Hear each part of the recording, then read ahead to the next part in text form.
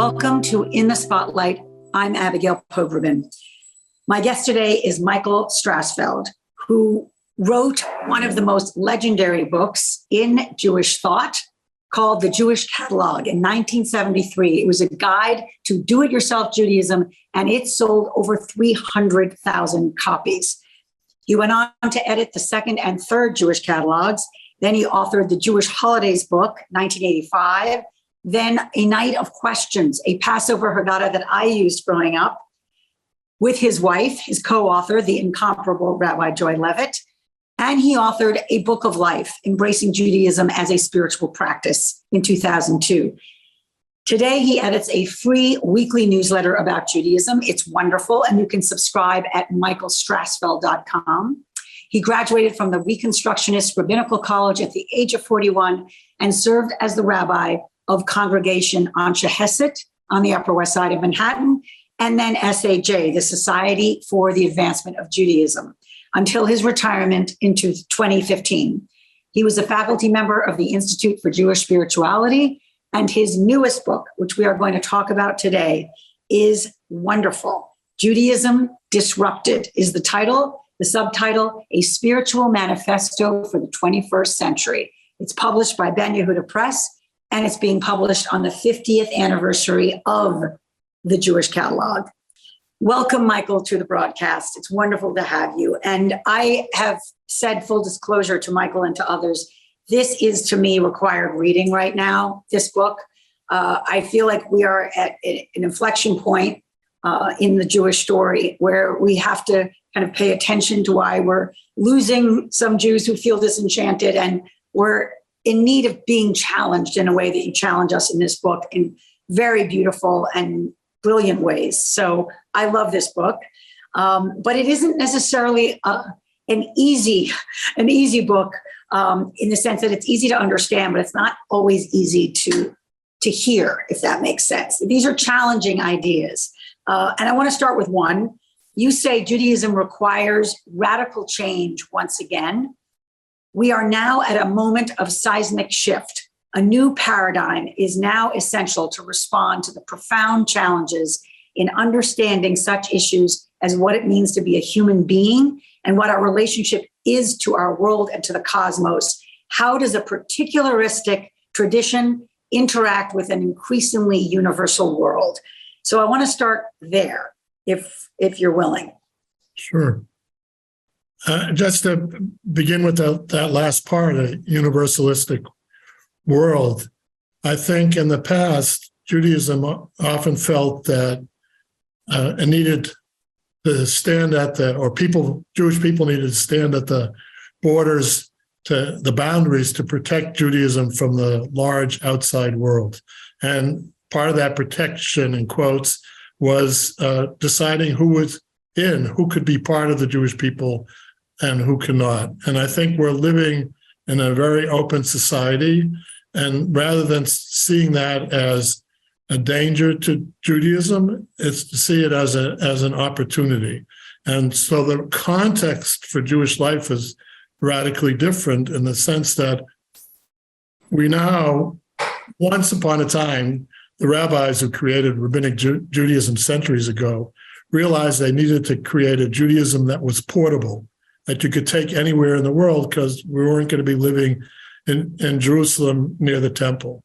Now we need a Judaism that's permeable, that's really open to the outside.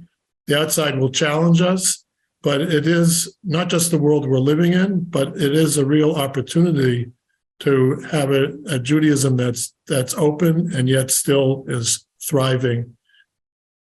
And this book is called Judaism Disrupted.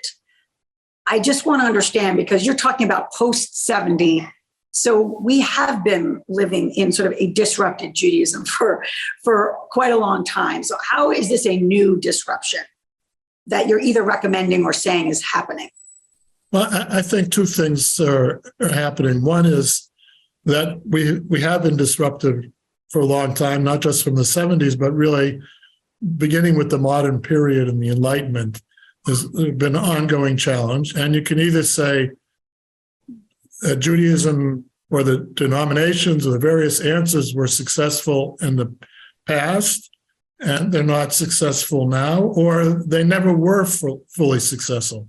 But in any case, the disruption has continued and certainly has increased. And our own experience of just the last few years with COVID is another level of disruption. And therefore, the challenge is to face that disruption. And just as in the past, there were other disruptions that required radical change, meaning giving up things that were familiar or that longstanding, but that really weren't working anymore, working in the sense of people felt engaged by them.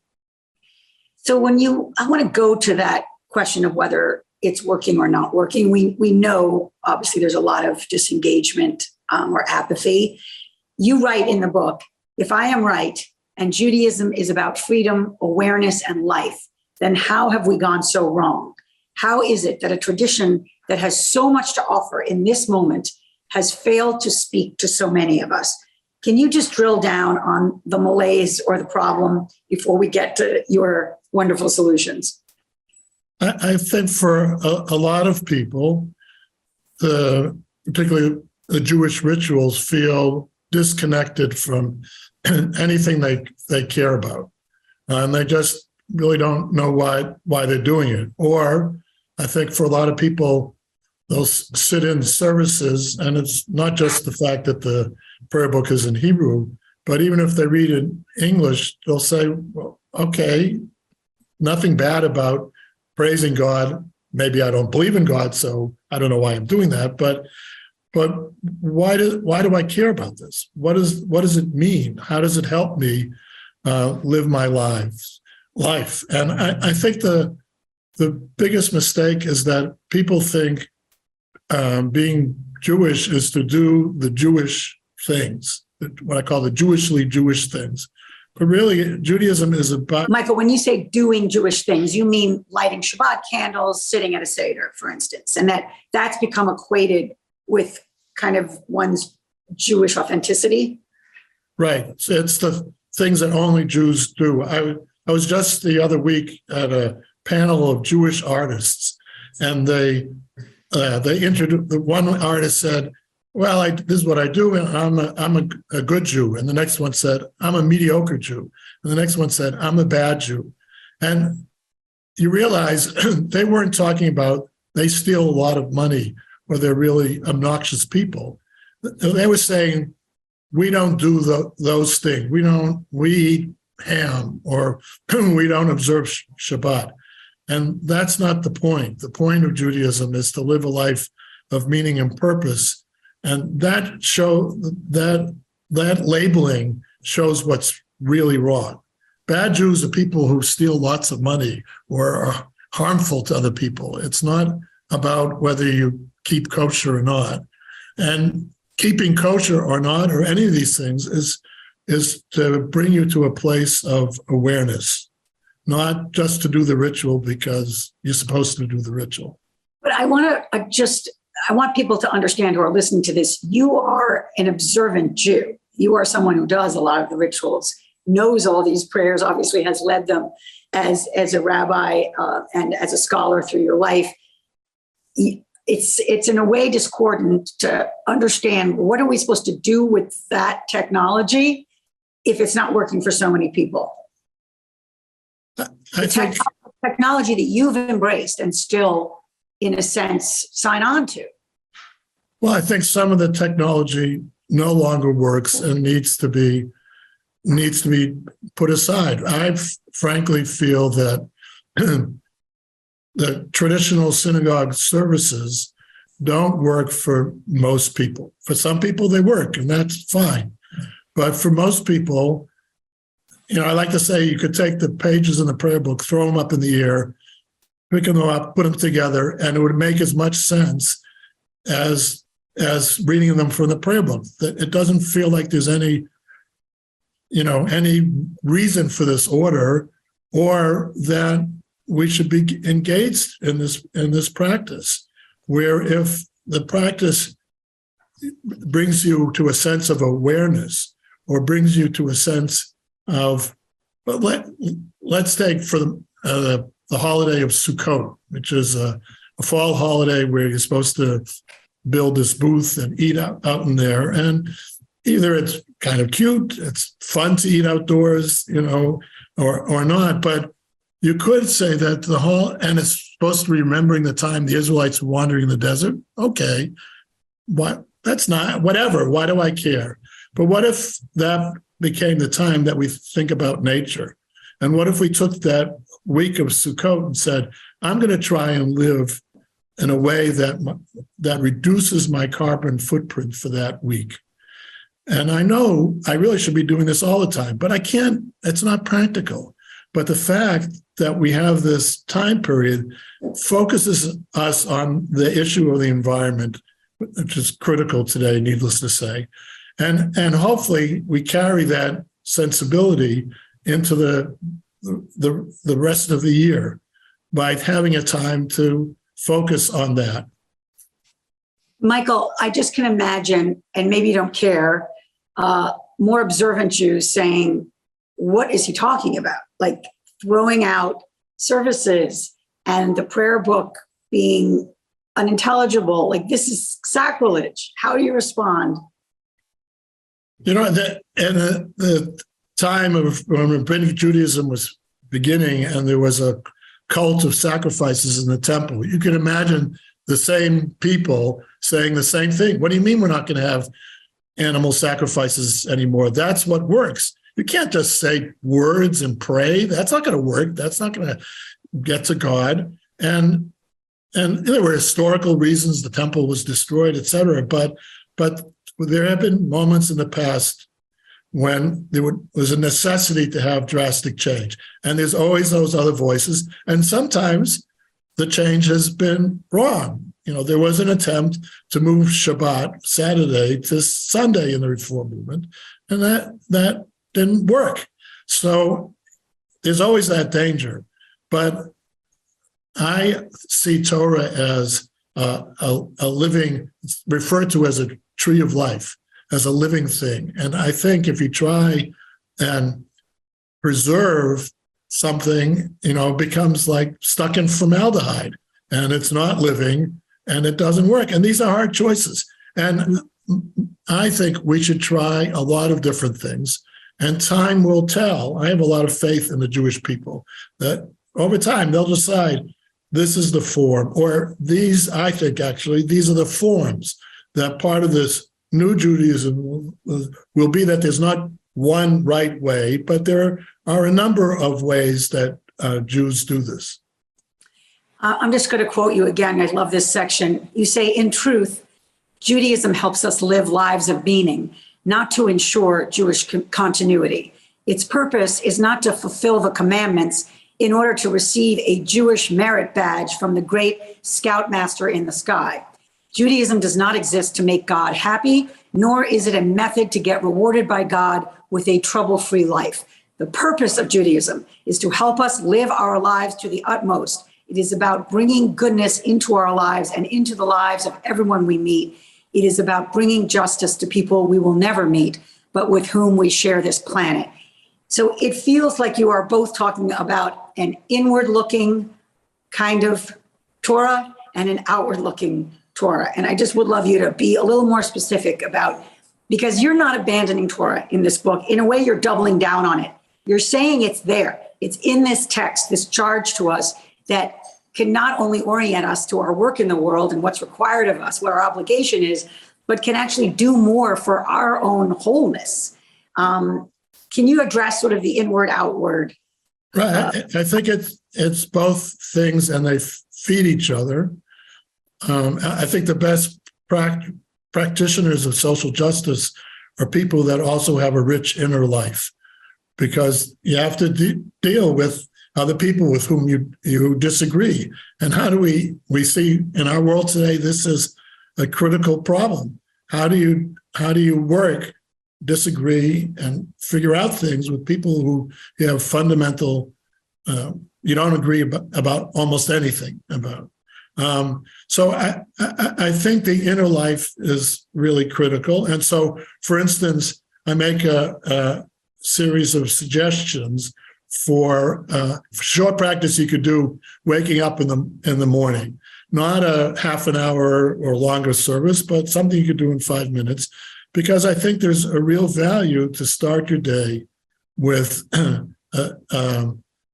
some spiritual focusing, and to hope that shapes the rest of your experience that day. Or it could be saying, look, I really going to use some of these practices to cultivate gratitude. So Judaism has a tradition about saying blessings, and whether you actually say the traditional blessings before you eat, or just take a moment and say, I'm grateful for this food, and is a way to cultivate this quality of gratitude, which is a very important quality, and you can list a whole bunch of others. And at the same time, Judaism isn't about getting individual salvation or reaching nirvana. Right from the beginning with Abraham and the story of God's wanting to destroy the Sodom, what it's expressed is that Judaism is about justice and helping other people, and that's an intrinsic part of what Judaism is asking us or encouraging us, or what it means to be, to use that expression, a good Jew, is to, in that sense, cultivate a desire to really make an impact on the world in terms of social justice. And Michael, you know, I'm sure you've heard, as we all have, that there's increasing criticism that particularly liberal Jews have subscribed to a kind of tikkun olamism of Judaism, and that's said disparagingly, that Jews who are oriented chiefly to social justice are forgetting about God, forgetting about Torah, forgetting about liturgy and prayer.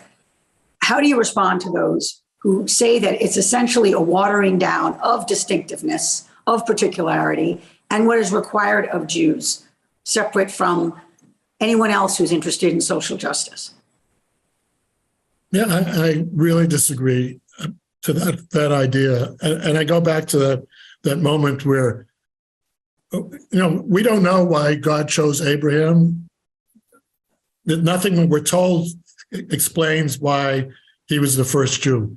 But at that moment, God says to God's self, I think I better tell Abraham what this is all about, what the Derech Adonai, what the God's way is. And God says it's about tzedakah mishpat, which is justice, social justice. And in response, Abraham says to God, how can you be the creator of the judge of the world and not do justice yourself? So it's a moment of speaking truth to power. And in that sense, what I'm arguing is that it's an intrinsic part of Judaism. But everybody always likes to, well, I want this part, not that part. Both the inner life and the outer life, to call it that, the commitment to social justice is intrinsic. And I don't think Judaism is about liberal politics, nor do I think it's about conservative politics. But I do think Judaism says clearly over and over again, more than any other commandment in the Bible, you have to take care of the stranger because you were strangers in the land of Egypt. It's hard to argue that social justice isn't part of Judaism if you pay attention to that, just to that verse. You talk about 11 core principles in your book. I know we can't go through them all, but can you talk about why you even are identifying these 11 as a framework? Like, how is that supposed to, in a sense, guide us here? Well, I thought it would be useful not to be, totally just general. And in some ways, I wanted, 10 commandments because we have this tradition of 10 commandments. But I realize, and that's actually related to your earlier question, that the first 10 are, except for this, one of the 10 is social justice, but the other 9 could be read as very personal and inner life. And so that I decided to add an 11th core principle, which is about community and how life is lived with people. And the real test of any religion and any religious life is how does it work in the real world, that is in the interactions, with your daily interactions. Forget about saving the planet for the moment or any of those big issues, but like if you're not being nice to the people that you work with, if you're not being a kind person to the people in your family, then you kind of miss the point. So all of that is part of these 11 core principles. I'm going to just list a few of them. We live in a moral universe. The word tov, good, is essential. Holiness is not withdrawing from the world, but engaging in it. A little category of mitzvot. Mitzvot bein adam le'atzmo, working on our inner qualities such as satisfaction. And the study of Torah is a lifelong practice. Every Jew has a letter of Torah to add to the whole. I want to go to the first one. Every human being is created in the image of God. You had mentioned that some Jews don't have belief. So what do they do with that first principle if they don't have faith? Well, that's a challenge. And one of the things I try and deal with in the book is to talk about the things I'm talking about and the experience of Jewishness for those people who don't believe in God. I suggest you could believe in a oneness that is in the universe, or that is the thing that holds the universe together, without a notion of there a being in somewhere in the sky or wherever that does or doesn't do certain things. I think there are broader ways to think about the notion of God, not just in the traditional ways. I myself am a Reconstructionist, which is the smallest denomination in Judaism, and its founder talked about God as the power that makes for salvation, or you might say the source for trying to make the world a better place. And I personally have that faith, but I think even for those who are uncertain or know definitely not, that there is a value to having a sense of the wholeness and the unity that we want to experience underlying the world. And the whole story of the environmental stuff is an example of on some level, the truth of that. That is, we're all bound together on every level to make a better world. I personally have a faith in something larger than myself that exists in the universe. And for me, it's not a being, but it's a unity that underlies the whole universe. I don't believe that God rewards and punishes people, but I do find it important to feel that there's something larger than myself, that there's some quality of holiness and wholeness that exists in the world, and that encourages us to see ourselves as one and connected to everyone else in the world, and in fact connected to this planet, and realizing that we need to work together to do, the term you referred to earlier, tikkun olam, literally fixing of the olam, the world, not just to ensure that planet Earth survives, but to create the vision of peace and wholeness that we all wish for and struggle to bring about. You invoke the story, I think it's Talmudic, where the rabbis talk about how basically Mount Sinai was held over our heads. Like the suggestion that it was coercive. Of course, we accepted the Torah because we were otherwise going to get a mountain dropped on us. and that's not actually the vision of covenant, that it is not just something we sign on to with agency, but it's something we renew, essentially.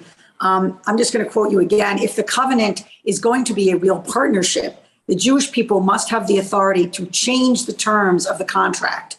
Otherwise, it is a contract imposed on us by an all-powerful God rather than a contract that we accepted willingly. And I just love the idea that it's a contract not only that we decide to sign again and again, but that it can change. The terms can change. It goes to your idea of this being an evolving document and an evolving tradition, essentially. But I think it's important for two reasons. One is that things change, and things that didn't seem true in the past now seem true. So liberal Judaism has changed to be egalitarian in terms of the role of women and gay and lesbians, many important issues. So things change, and we should acknowledge that. And for me, that was always true. It wasn't always acknowledged, but it was always true. But also, I think the second piece for me in the book is moving away from the notion of the mitzvot as commandments as law.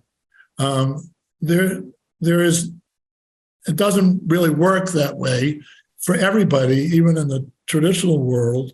You accept these to do these things, or you don't. There is no, you may think God will punish you, but if you don't think that, there's no enforcement of the law. Either you want to observe the Sabbath or you don't, or you want to observe it this way or not. So I don't think it's either real or useful to think that way. And the reason to do these things, and I like using the word practices, like the way we talk about meditation as a practice and other things, is you do those things because they have meaning for you, because they help make your lives better. They help you to live with awareness, not missing the blessings in your life or just the beautiful sunset. It's to and you do practices because, if you go to the gym 3 times a year, you're not going to get any healthier. So you do practices on a regular basis because that's what makes them meaningful, and that what makes them work.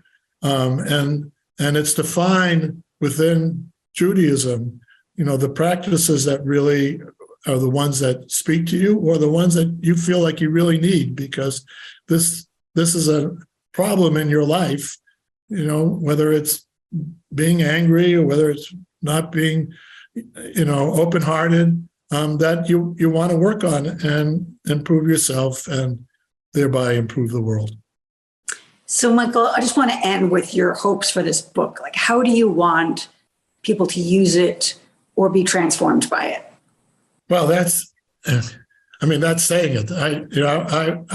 I would hope that people would pick it up, read it, and see that it's presenting a Judaism that's different from what they think Judaism might be. And they won't say, "Well, look, I'm a mediocre Jew." I want to ban that language.